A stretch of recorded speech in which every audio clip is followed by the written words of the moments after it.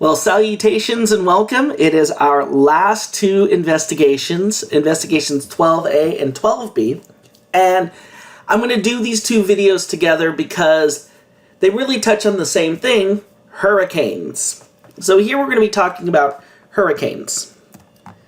So for this investigation, we're going to be covering a few different things about hurricanes. We're going to be covering the tracks and intensities of hurricanes. We're going to be looking at what are called watches and warnings and different hurricane products that are issued. Then we're going to talk about hurricane forecast. And then towards the end, we're going to talk about the evolution, strengthening, weakening, and structure of a hurricane. So first off, a hurricane is a really intense tropical low pressure. There's a few different things about a hurricane and a tornado. One is the size. 2 is where they form, and 3 is how they form. So tornadoes are rapidly rotating columns of air that form usually over land, and they only are a few miles in width. Hurricanes, on the other hand, are really intense tropical low pressures.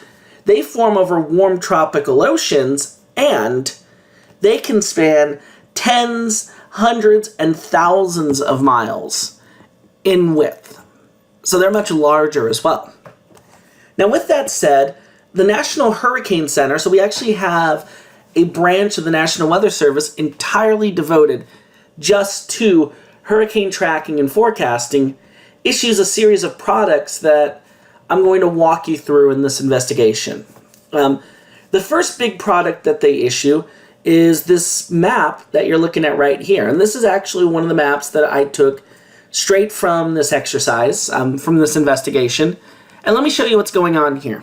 So first off, this is a beautiful map of much of the tropical Atlantic Ocean, at least the northern tropical Atlantic Ocean. And you do have a little bit of areas for reference. So over here is Puerto Rico, Haiti and the Dominican Republic, Cuba, Florida, and so on. And this particular storm that we're looking at is Tropical Storm Irma. And to determine what storm is being shown on the map, you can always look over here in this white pane beneath the map, and in the upper left, they actually have the name of the storm. Beneath that, they have the timing that this map was issued, who issued it. Then here in the middle pane, they have the current information about the storm. So where the storm is located in terms of longitude and latitude. So right now the storm is, and it's actually also this, this black dot with the orange circle around it, so right here. And this storm is currently located at 16.5 north and 32.9 west, so right over here. So 16.5 north, that's a little above the 15 longitude or latitude line.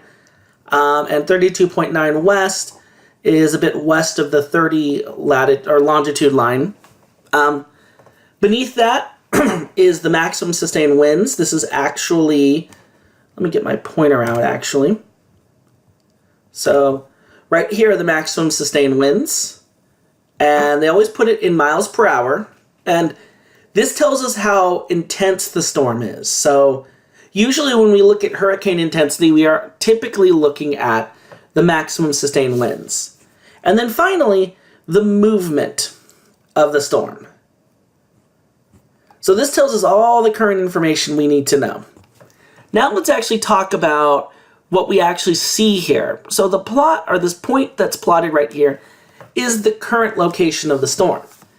Extending out from that point is a black line with these dots on it, and what this is actually showing is the forecasted location and intensity of the storm. And the location is determined by where the black dot is, and the intensity is determined by, or is shown by the letter inside the black dot. So right over here you see these H's, these actually represent hurricane. And then these M's over here represent major hurricane. The last thing I want to show you, though, is also extending out from this dot is this, what looks like a shaded area cone. This is what's called the cone of uncertainty. So hurricane forecasts aren't perfect. And as such, the center of the hurricane can veer a little bit off of what the predicted path is. And even a small veering in the location can have major implications. So as a result, in addition to showing the current predicted path, they also show this cone. And this cone basically says the hurricane can land anywhere in this cone over time. The center of the hurricane can land in this cone anywhere over time. One of the things you'll notice is that, so this is the current location. If you notice, close to the current location, the cone is relatively narrow. However, the further out you get, the wider the cone gets. And that makes sense because forecasts are best when they're very short term. However, once you get little errors in the short-term forecast, those errors can then amplify and create bigger errors in the long-term forecast. So TLDR, basically, hurricane forecasts are the best very short-term, but the further out you go, the more uncertainty there is. Now, when I say uncertainty and when I talk about forecasting, one of the things that we want to know is a hurricane going to hit a location? And if so, what should we do about it? Well, pretty much every government in a hurricane-prone area has a set of products that they issue, and there's pretty much just been a wide agreement on what these products are going to mean. And these products are called watches and warnings. And basically what they are for, the purpose of them, is to give alert that, hey, conditions that are either part of a tropical storm or a hurricane could affect your area. And a watch simply means that conditions are possible in 24 to 48 hours, whereas a warning means that those conditions are expected within the next 24 hours. So a watch usually means, this might hit us, keep an eye on it. A warning means this is going to hit us, and this is how long we have before it hits. And so there are, and then the type of watch or warning is dependent on the strength of the storm. So there's tropical storm warnings. These are for storms with winds below 74 miles an hour. And then hurricane warnings are for conditions that are greater than 74 miles an hour. So actually moving ahead in time, so now we're looking at Irma again. So we were looking at Irma back here as a tropical storm. And this was 5 a.m. on Thursday, August 31st. And this is 5 a.m. on Thursday, September 7th. So we have gone, let me just double check here. Yep. We have now gone 7 days into the future. And this is what we have. So now Irma is located just off the island of Hispaniola, and it has rapidly intensified to a Category 5 hurricane with winds of 180 miles an hour. I'll talk about that in a second. And this is its current forecasted track and intensity. The M's represent major hurricane status. I'll actually tell you what that means in a moment. But if you notice, in addition to the hurricane track and the width of the cone of uncertainty, we also have these different shadings that are present here. This rich red represents anywhere where a hurricane warning is issued. This pinkish area here is a hurricane watch. And then this rich bluish area is a tropical storm warning. And so basically what's happening here is Irma is getting very close to these regions, and it's also a really big storm. And so basically all of these regions are expecting, so the areas shaded in red are expecting to see hurricane conditions within the next 24 hours. The areas in blue are expecting tropical storm conditions, and the areas in pink, hurricane conditions are possible in the next 48 hours. Now, one of the things you might notice is that this track and intensity pretty much puts the hurricane smack dab over Florida. But why aren't there watches and warnings issued? Well, the reason why is the predicted location of Irma puts it over Florida at around 5 a.m. on Sunday morning. So here's where it is at 2 a.m. on Sunday morning. So it puts it over Florida at 5 a.m. on Sunday morning. And this is Thursday. So Sunday morning, so this is 72 hours out, meaning it's too far out to justify issuing a watch. Now, with that said, there's probably a little bit of a formality there. If I saw this and I lived in Florida during this particular situation, I would have gotten the hell out. And I'm sure many others would have as well. Now, the last thing I'll talk about for this investigation, and then I'm going to spend just a couple of minutes talking about Investigation 12B, is just like not all tornadoes are alike, not all hurricanes are alike. And there's really a big difference between a hurricane where the winds are kind of strong and you might see some shingles blown off, but pretty much just bunker down, just board up the windows, throw a hurricane party, and all is going to be great. Versus, oh my gosh, we have got to get the hell out of here kind of hurricane. And so to actually to categorize hurricanes, we have a scale similar to the Fujita scale called the Saffir-Simpson Scale. And the Saffir-Simpson Scale categorizes hurricanes based on their wind speed. So rather than damage caused, based on their wind speed.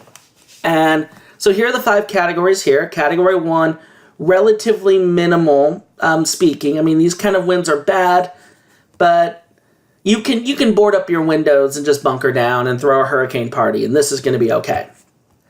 However, as you begin to go up in intensity, you notice that the winds get substantially faster.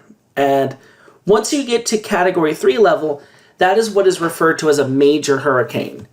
Usually at this point, advice changes from board up your windows, bunker down, and throw a hurricane party to more pack up and get the hell out. And so even disaster management planners need to know how strong these hurricanes are and how strong are they going to be forecasted to be. Why? Because we want to be able to predict how bad the damage could be, because that's going to really determine what we want to do. Another interesting thing about hurricanes, though, is the damage is typically very selective. And the reason why is just like with tornadoes. If you've ever taken my Met 10 lecture class, we did exercises with this on tornadoes. But basically what happens is when you have a hurricane that's traveling and it's moving, the hurricane itself is a deep center of low pressure. And if you remember from the hand twist model, deep centers of low pressure rotate counterclockwise. Well, what this means is that the right side of the storm has winds that are actually blowing in the same direction that the storm is traveling in. So you actually get an enhancement of the wind caused by the storm's forward motion. And so over here, you would actually add the wind speeds up. So for example, let's say I have a hurricane with wind speeds of, I'll write them right here in the middle like I do with my tornadoes, 120 miles an hour. So strong Category 3 hurricane, winds of 120 miles an hour, and it's traveling north at 15 miles an hour. Over here, on the right side, where the wind is blowing in the same direction the storm is traveling in, you would have winds of 135 miles an hour. 120 plus 15 gives you 135. Meanwhile, on the other side of the hurricane, here the winds are blowing in the opposite direction that the storm is traveling in, so you actually subtract that 15. So over here you would have wind speeds of 105 miles an hour. And I'll actually show you a pretty cool example of this with Hurricane Irma in a few minutes. So the last part of Investigation 12A talks about the tracks of hurricanes. And really what they want to get here is, how do hurricanes typically, where do they form and where do they travel? And I'm going to recommend that you put your hand over the Gulf of Mexico right now and primarily just look at the storms out in the Atlantic. What typically happens out in the Atlantic is hurricanes typically form over the equatorial portion of the Atlantic Ocean, and then they begin to travel west. As they get towards the edge of the Atlantic Ocean, they begin to get tugged up to the north and eventually northeast out to sea. And this is actually a key energy distribution method. And so hurricanes actually do a lot to transfer lots of heat energy from areas near the equator up to areas near the poles. So for the next portion of this of these two activities, this is activity 12B, investigation 12B, we're actually going to be looking at the evolution of a storm system. And in particular, they start by showing you Hurricane Maria. And let me tell you what you're looking at here. So what you're looking at here is what's called a time series. Down here, there are two things that are being shown, the date and then the time in UTC. If you remember, UTC is the Universal Time Coordinate. That goes all the way back to the beginning of this class when we talked about UTC. And then there are two things plotted on here. Plotted on this axis and in blue is the central pressure of the storm. And then plotted on this axis over here in red is the maximum sustained winds. And again, I'm not going to give too much away, but what I will tell you is if you were to connect the dots, you would see something that, again, I'm kind of doing it sloppy right now, but see, I just missed some dots right there, but you get the picture. And you can actually print this out and do it yourself as well. But here's actually what you notice.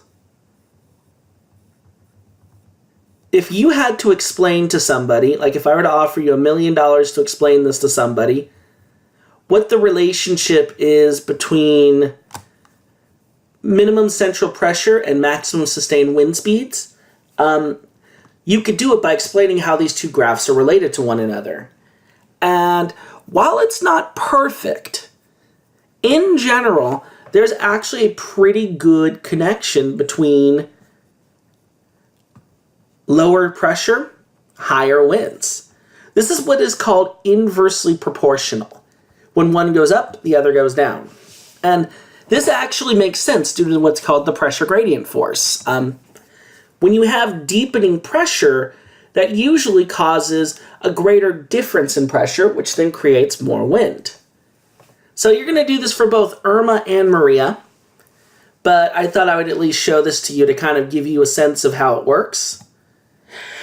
And then the last thing I'm going to show you from this particular assignment is the actual structure of Hurricane Irma as it was getting ready to make landfall on Florida. One of the things you'll actually find as you look at the evolution of Irma's track, it actually didn't hit Miami. Instead, it actually moved over to the western coast of Florida and affected that area. But here's what you actually notice. So there's a few things here I want to point out, and then we'll be done. And the things I want to point out first off, down here are two very important pieces of information. MSLP stands for mean sea level pressure. So this is the minimum pressure in the center of the storm. And then Vmax, this means velocity max. This is the maximum wind speed. And here it has it at 98 knots. If you wanted to convert that to miles an hour, multiply it by 1.15. Because 1 knot is 1.15 miles an hour. So, and actually the book does it for you. But one of the other things that you may notice is this storm has a pretty interesting structure to it. And one of the ways that you can identify the structure is by looking at these black lines called isotachs. These just represent lines of constant winds. There's a few interesting things you can notice. One, these don't form perfectly symmetric concentric circles around Irma. What they do, however, is, especially near the center, you see what looks like a crescent shape on the upper and right portion. This is actually the northeast portion of the eye, and this actually indicates where the strongest winds are. So the strongest winds are actually located right up here in the northeast portion of the eye. And if you actually go back to what we talked about a few moments ago, that should be expected. Right now, the storm is actually traveling towards the north, actually a little bit to the northwest, but it just so happens to be right here where the wind is blowing in the same direction that the storm is traveling in. And so right here is where the winds are the strongest. But if you actually take a look, another interesting thing is over here, so this is actually Florida itself, and if you actually notice that the winds actually decrease over land. Well, the reason why that is, and you can even see down here, the 64 knot isotac actually takes on the shape almost of the Florida coastline. Well, the reason why this happens is because of friction. So the land is much more rugged than the ocean is, and so there's much more friction. So even when you have these really intense hurricanes, as they make landfall, you begin to see a big decrease in wind speed because of friction. Another thing you'll also begin to see is hurricanes need lots of warm, moist water and warm, moist air, and when a hurricane hits land, it gets cut off from that. So what actually will eventually happen is once Irma actually hits land, it'll begin to fall apart. So that's it for this exercise. One of the things I'll warn you about is that there are some very poorly worded questions on this activity. Don't stress too much about that. I did try to throw out some hints. And if you get stuck on anything, as always, please don't hesitate to reach out to me. So that's it for this investigation, this module, and this course. So congratulations, you made it to the last activity, and you're done. So begin wrapping up, get this activity done, get the quiz done, and then you are good to go. So that's it for now. I'm Terrence Mullins. It's been a pleasure. Thank you for watching.